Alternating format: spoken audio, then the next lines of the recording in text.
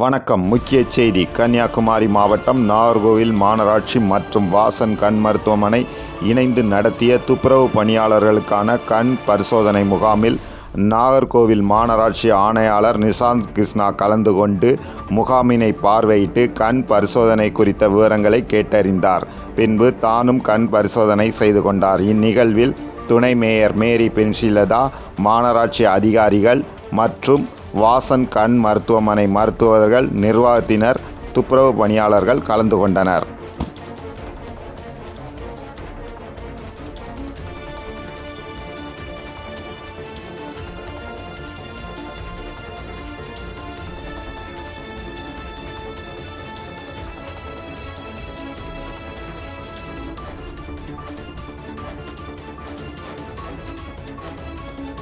நலனுக்காக சேவையாற்றி வரும் கஜா டிவி தொடர்ந்து சேவையாற்ற லேப்டாப், மடிக்கணினி நன்கொடையாக வழங்கலாம்.